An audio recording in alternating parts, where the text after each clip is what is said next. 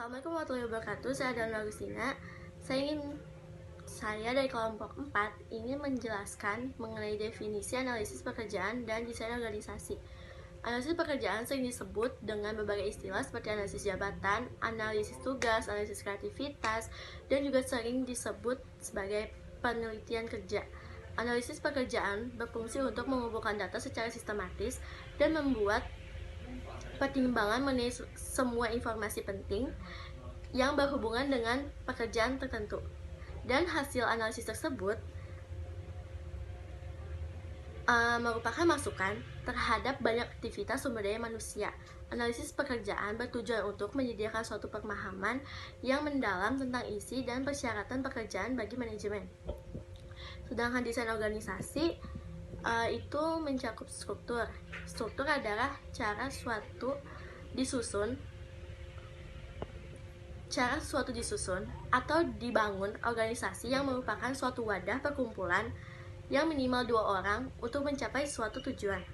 Sedangkan struktur organisasi adalah suatu susunan dan hubungan antara tiap bagian secara posisi yang ada pada perusahaan dalam menjalin kegiatan operasional untuk mencapai tujuan atau bagaimana pekerjaan dibagi, dikelompokkan, dan dikoordinasikan secara formal. Dan dapat juga disimpulkan bahwa struktur tidak sama dengan desain organisasi. Desain organisasi merupakan proses perkembangan hubungan dan penciptaan struktur untuk mencapai tujuan hubungan dan penciptaan struktur untuk mencapai tujuan organisasi. Sedangkan struktur merupakan hasil dari proses desain yang merupakan suatu kegiatan yang bersifat kontinu dan dirancang oleh manajer. Dan saya juga akan menjelaskan metode analisis pekerjaan.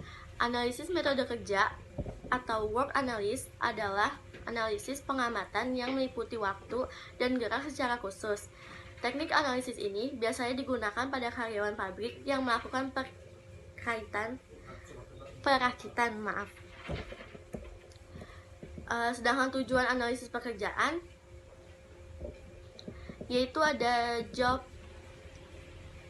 description yang berisi informasi mengidentifikasi pekerjaan, riwayat pekerjaan, kewajiban-kewajiban pekerjaan, dan pertanggungjawaban sertifikasi pekerjaan atau informasi mengenai standar-standar pekerjaan. Yang kedua ada klarifikasi, job clarification. Penyusunan pekerjaan-pekerjaan ke dalam kelas-kelas atau kelompok-kelompok atau jenis-jenis berdasarkan rancangan sistematika. Rancangan sistematika tradisional biasanya didasarkan pada garis kewenangan organisasi. Ada juga job evaluation, yaitu suatu prosedur pengklarifikasian pekerjaan berdasarkan kegunaan masing-masing di dalam organisasi dan dalam pasar tenaga kerja luar yang terkait. Job desk instruction yaitu meliputi usaha-usaha untuk mengalokasikan dan mengrekapitulasikan kegiatan-kegiatan pekerjaan ke dalam berbagai kelompok.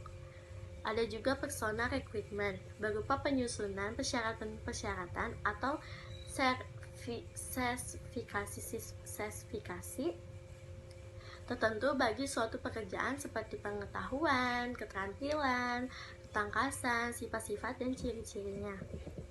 Ada juga performance appraisal. Tujuan terpenting daripada penilaian performasi ini adalah dengan maksud untuk mempengaruhi daripada pekerjaan melalui keputusan-keputusan administrasi seperti promosi, ada lagi pemindahan, kenaikan gaji, dan memberi informasi kepada para tenaga kerja kemampuan dan kekurangan-kekurangan yang berkaitan dengan pekerjaannya masing-masing.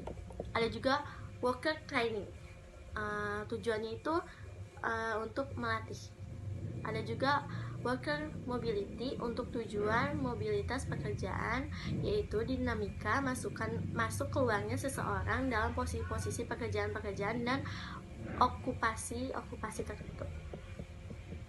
Efisiensi ini mencakup penggabungan proses kerja yang optimal dan rancangan keamanan dari peralatan dan fasilitas fisik lainnya dengan referensi tertentu pada kegiatan-kegiatan kerja termasuk prosedur kerja, susunan kerja, dan standar-standar kerja.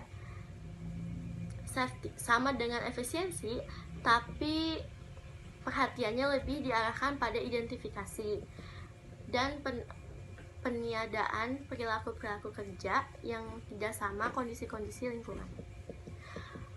Human resource planning itu meliputi kegiatan-kegiatan antisipatif dan reaktif melalui suatu organisasi untuk memastikan organisasi tersebut memiliki dan akan terus memiliki jumlah dan macam orang pada tempat yang tepat. Ada waktu yang tepat, dan ada juga legal dan ada juga legal, aturan-aturan dan ketentuan-ketentuan lainnya yang berkaitan dengan organisasi. Terima kasih. Bismillahirrahmanirrahim. Assalamualaikum warahmatullahi wabarakatuh.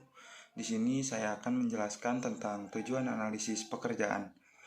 Analisis pekerjaan dipakai untuk berbagai macam tujuan, baik sektor publik maupun sektor swasta. Berikut ini dari analisis pekerjaan. Tujuannya yaitu ada job description yang berisi tentang informasi pengidentifikasian pekerjaan, riwayat pekerjaan, kewajiban-kewajiban pekerjaan, dan pertanggungjawaban, spesifikasi pekerjaan atau informasi mengenai standar-standar pekerjaan. Yang kedua ada job classification, yaitu penyusunan pekerjaan-pekerjaan ke dalam kelas-kelas, kelompok, atau jenis berdasarkan rencana sistematika tertentu. Nah, rencana sistematika tradisional biasanya didasarkan pada garis kewenangan organisasi, isi tugas pekerjaan yang didasarkan pada teknologi, dan tugas pekerjaan ini pada gilirannya didasarkan pada perilaku manusia. Selanjutnya ada job evaluation, suatu prosedur pengklarifikasian pekerjaan berdasarkan kegunaan masing-masing di dalam organisasi dan dalam pasar tenaga kerja luar yang terikat. Selanjutnya ada job design and securing, meliputi usaha-usaha untuk mengalokasi dan merestrukturisasikan kegiatan-kegiatan pekerjaan ke dalam berbagai kelompok. Selanjutnya ada personal recruitment, berupa penyusunan persyaratan-persyaratan atau spesifikasi tertentu bagi suatu pekerja, seperti pengetahuan, keterampilan, ketegasan, ketangkasan, sifat-sifat, dan ciri-ciri yang diperlukan bagi keberhasilan pelaksanaan suatu pekerjaan. Selanjutnya ada performance appraisal. Tujuan penting dari penilaian performance ini adalah dengan maksud untuk mengetahui dari para pekerja melalui keputusan-keputusan administrasi seperti promosi, pemberhentian sementara, pemindahan, kenaikan gaji, memberi informasi kepada para pekerja tentang kemampuan-kemampuan dan kekurangan-kekurangan yang berkaitan dengan pekerjaannya masing-masing. Selanjutnya ada worker training untuk tujuan-tujuan pelatihan. Selanjutnya ada worker mobility untuk tujuan mobilitas pekerjaan. Selanjutnya ada efisiensi, itu mencakup penggabungan proses pekerja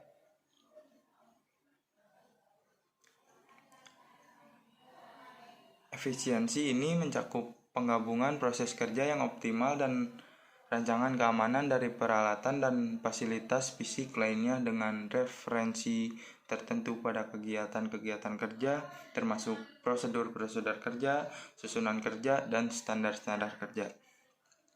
Selanjutnya ada safety, sama dengan efisiensi, tapi perhatiannya lebih diarahkan pada identifikasi dan peniadaan perilaku-perilaku kerja yang tidak aman. Selanjutnya ada human resource planning, meliputi kegiatan-kegiatan antisipatif dan reaktif melalui suatu organisasi untuk memastikan organisasi tersebut memiliki dan akan terus memiliki jumlah dan macam orang pada tempat yang tepat dan waktu yang tepat. Selanjutnya ada legal atau quasi-legal recruitment, yaitu aturan-aturan dan ketentuan-ketentuan lainnya yang berkaitan dengan organisasi. Nah, di sini saya akan menjelaskan tentang ruang lingkup pekerjaan. Ruang lingkup pekerjaan adalah penjelasan tentang batasan sebuah subjek yang dapat disebut masalah. Bila diartikan secara luas, ruang lingkup adalah batasan. Nah, selanjutnya ada batasan yang dimaksud dalam ruang lingkup bisa berupa faktor yang diteliti seperti materi, tempat, sementara makna dalam arti samping ruang lingkup berarti adalah suatu hal atau materi. Cukup sekian, terima kasih. Selanjutnya akan dijelaskan oleh Rizky. Wassalamualaikum warahmatullahi wabarakatuh. Assalamualaikum warahmatullahi wabarakatuh. Saya Rizky Maulana, NPM 02119161. Baiklah, saya di sini akan melanjutkan presentasi yang tadi disampaikan oleh teman saya. Langsung saja, elemen-elemen desain pekerjaan. Desain pekerjaan adalah proses penentuan tugas-tugas yang akan dilaksanakan. Elemen desain pekerjaan itu meliputi yang pertama, elemen organisasional. Elemen organisasional pada desain pekerjaan bersangkutan dengan efisien, yaitu akan mendorong karyawan yang mampu dan termotivasi untuk mencapai keluaran yang maksimal. Yang kedua, elemen lingkungan. Elemen-elemen lingkungan pokok dalam perencanaan pekerjaan adalah kemampuan dan ketersediaannya karyawan berpotensi. Dalam hal ini meliputi dua hal, yaitu eksternal dan internal. Internal adalah tersedianya karyawan-karyawan yang memiliki potensi baik dalam melaksanakan bidangnya, sedangkan eksternal adalah pengaruh dari masyarakat. Yang ketiga, elemen keperilakuan. Ada beberapa elemen keperilakuan yang perlu dipertimbangkan dalam desain pekerjaan, yaitu A. Otonomi, bagaimana karyawan dapat melaksanakan tugasnya dengan baik dan bertanggung jawab dengan apa yang dilakukannya. B. Variasi pekerjaan, bagaimana karyawan dapat melakukan pekerjaan yang tidak membosankan, karena kebosanan akan menimbulkan kelelahan, dan kelelahan mengakibatkan kesalahan dan melaksanakan pekerjaan. C. Identitas tugas. Suatu pekerja harus mempunyai identitas agar karyawan-karyawan itu mempunyai rasa tanggung jawab saat melakukan pekerjaannya. D. Umpan balik. Biasanya pekerjaan mempunyai umpan balik. Tentang seberapa baik pekerjaan, maka karyawan akan mempunyai motivasi untuk melaksanakannya dengan baik. Selanjutnya, konsep pengorganisasian dan departementalisasi. Pengertian departementalisasi adalah proses penentuan cara bagaimana kegiatan yang dikelompokkan. Beberapa bentuk departementalisasi sebagai berikut. Ada fungsi, produk atau jasa, wilayah, langganan, proses atau peralatan, waktu, pelayanan, alfa, proyek atau matriks. 2. Departementalisasi fungsional.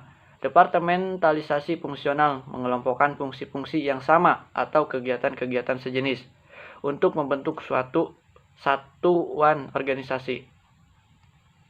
Organisasi fungsional ini barangkali merupakan bentuk yang paling umum dan bentuk dasar departementalisasi. Pendekatan fungsional mempunyai beberapa kelemahan. Struktur fungsional dapat menciptakan konflik antar fungsi-fungsi, menyebabkan kemacetan-kemacetan pelaksanaan tugas yang berurutan pada kepentingan tugas-tugasnya dan menyebabkan para anggota berpandangan lebih sempit serta kurang inovatif. Yang ketiga, departemen divisional. Organisasi divisional dapat mengikuti pembagian divisi-divisi atas dasar produk, wilayah, langganan, dan proses atau peralatan.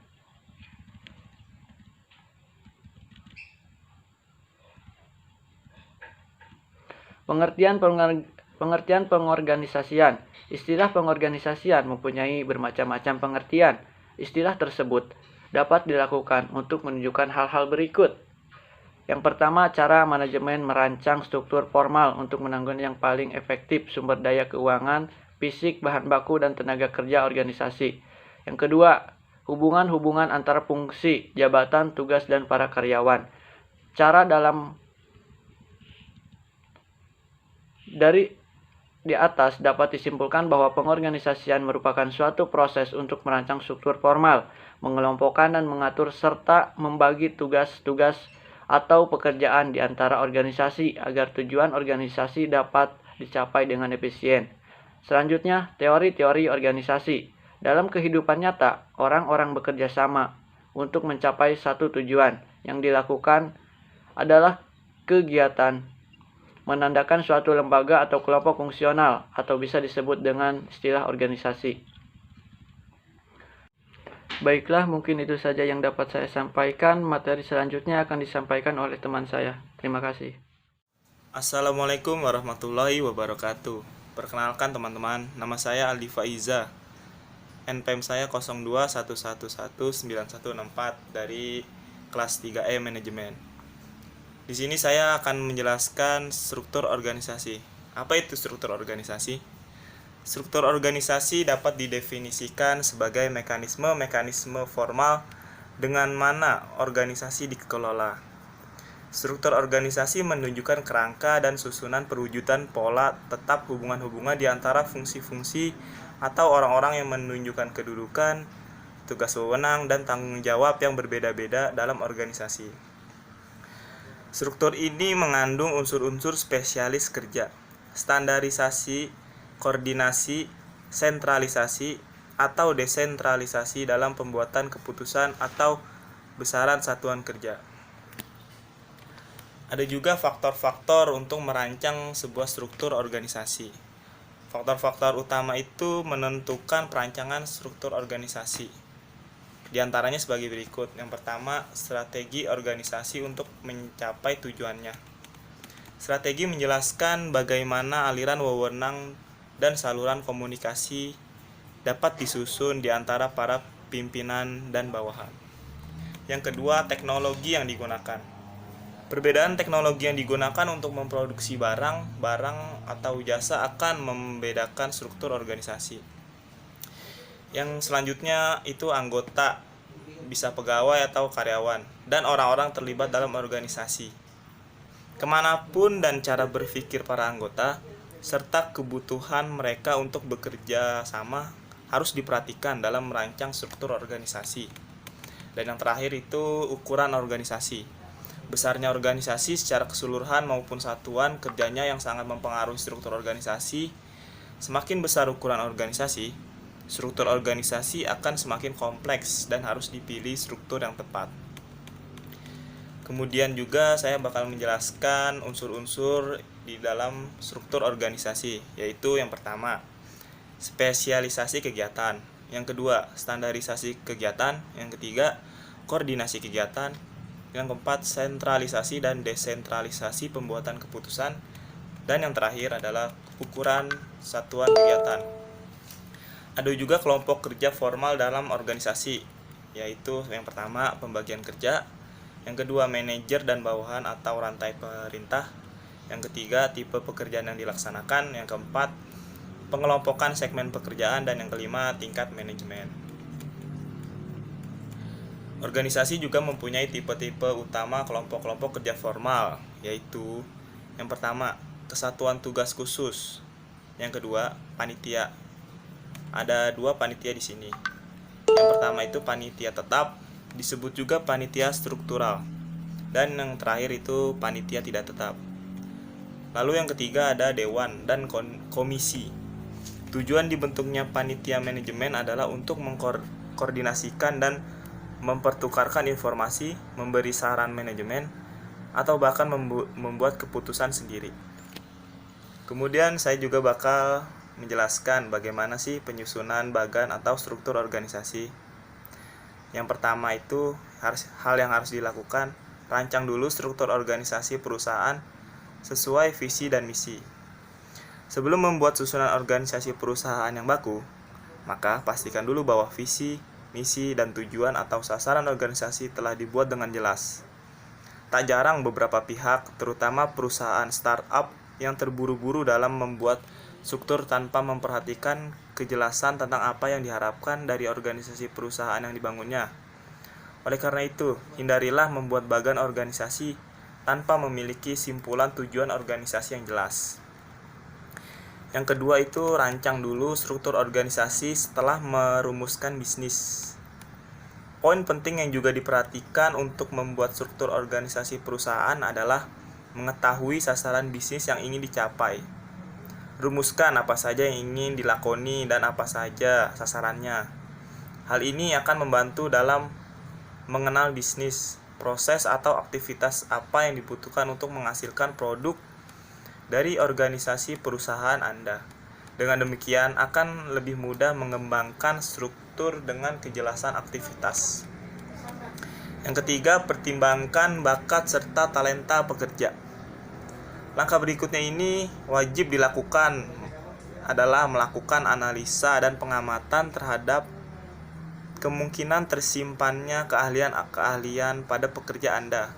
Bisa saja selama ini organisasi Anda memiliki banyak talenta tersimpan, tapi tidak ditemukan, digunakan atau dioptimalkan untuk kemajuan Anda. Oleh karena itu, bagi pemilik perusahaan amatlah sangat penting mengenali karakter dan kemampuan bawahan Anda. Sehingga dengan menggunakan talenta yang ada dan mengoptimalkan bakatnya akan membuat bisnis Anda berjalan dengan baik. Lalu yang keempat itu pertimbangkan umur pekerja. Dalam jenjang karir, ada 7 tahapan yang dilalui seseorang, mulai dari masa trial, establishment, transition, growth, maintenance, dan withdrawal. Dalam agenda membentuk struktur organisasi perusahaan, faktor umur menjadi salah satu yang patut dipertimbangkan, sehingga Anda mampu menempatkan mereka pada posisi atau jabatan yang sudah dirancang. Umur merupakan indikator umum dari tindakan kedewasaan, kematangan, dan kecekatan melakukan pekerjaan. Kelima, itu jelaskan kepada pekerja terkait posisi atau jabatan yang mungkin tidak sesuai dengan bakat mereka. Bukan rahasia lagi, jika di setiap perusahaan tidak akan selalu ada posisi yang terbaik buat setiap pekerja. Seringkali talenta, background pendidikan, dan kemampuan yang dibutuhkan tidak selalu ada pada pekerja.